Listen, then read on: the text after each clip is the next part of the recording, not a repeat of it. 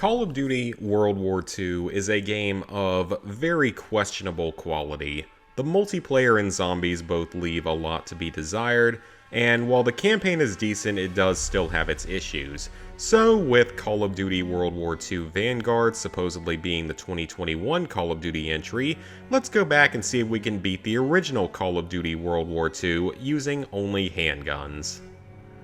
The first mission begins with the invasion of Normandy from 1944. In this scene, ripped straight from Saving Private Ryan, I can explain the rules of the run.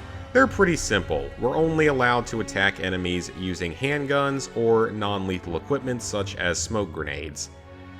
Quite early on in this run, we run into a problem exclusive to this game. Unlike other Call of Duty games, you don't regenerate health naturally in Call of Duty World War II. You will need health packs. That being said, the early trench fighting section doesn't provide too many challenges.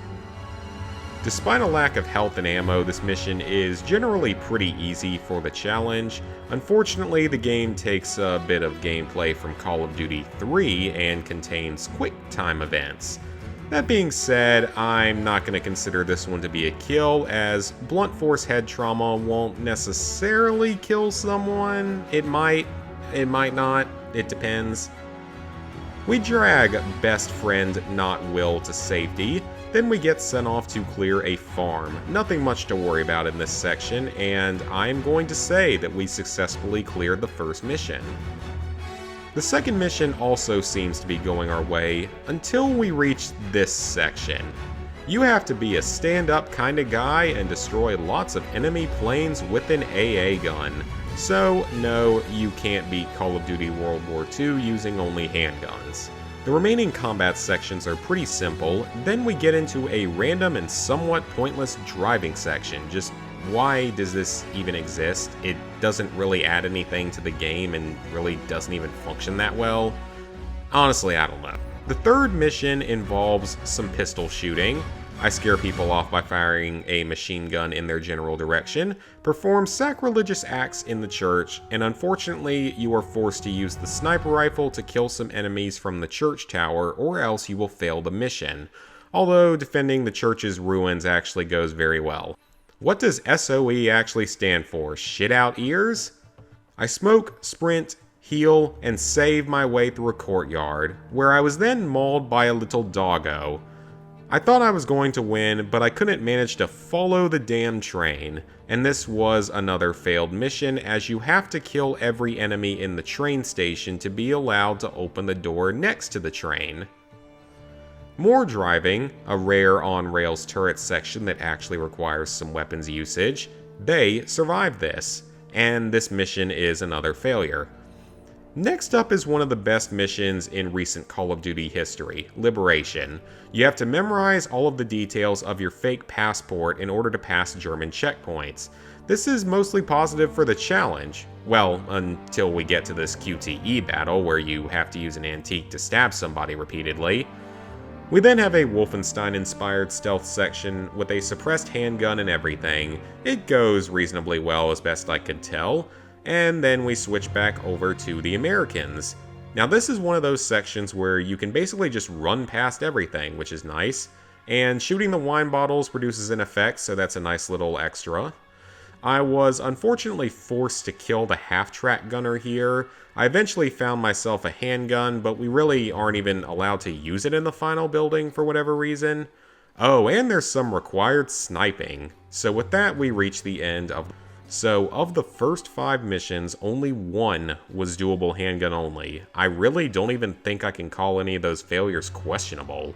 It's a very poor start, but do remember that a lot of these games start out fairly badly and then the second half goes a lot better, so we'll see if that's the case here. We begin the second stream with Collateral Damage. Guess what? It's a tank mission! And unlike Call of Duty World at War, you can't get through this tank section without killing people.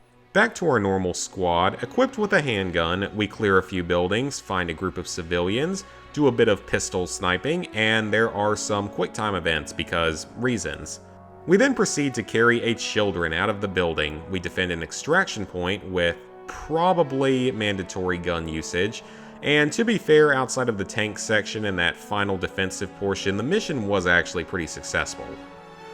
Our next mission opens with a DoorDash delivery because gameplay design or something, I don't know. Though we do get a handgun, the bridge defending starts pretty easy.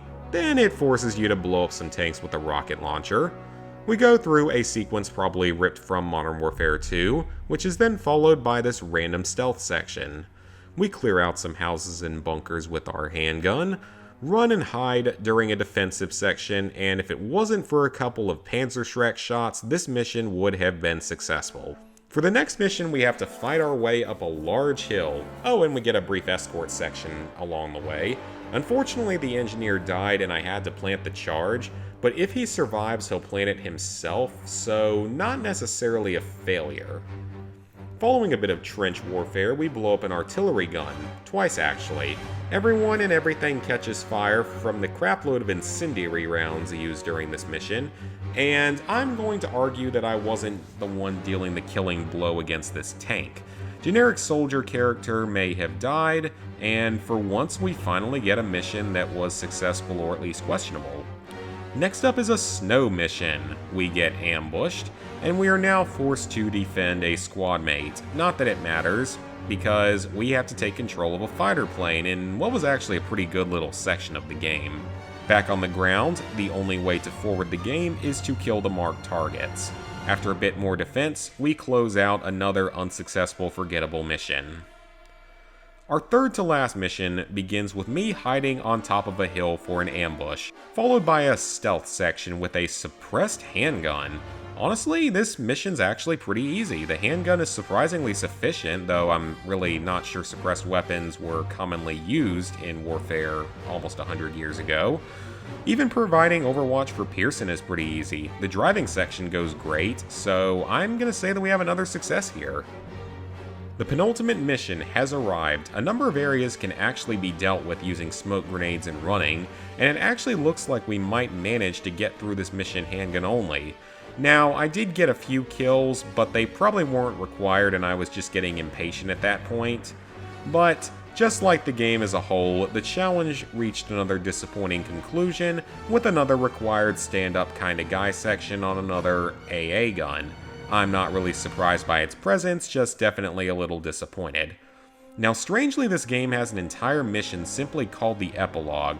There were some, well, disturbing sights here that I'm not going to show because YouTube probably wouldn't like it. One last easy handgun kill, and I definitely did not beat Call of Duty World War II using only handguns. So overall, of the 12 missions in this game, I completed a grand total of 3 handgun only, with one being questionable. That is a 25 to 33% success rate. This would put World War II in 7th place of the 10 Call of Duty challenge runs that have currently been uploaded. I'm really not a big fan of World War II, but the challenge run was fine. A lot of the missions really only failed because of one small section, so the percentages may not be the most accurate reflection of this kind of a challenge. If you went checkpoint by checkpoint, it would actually probably be a lot higher. Thank you guys for watching. Please like, favorite, share, comment, subscribe, and ring the bell if you haven't already, and I will see you here for the next challenge.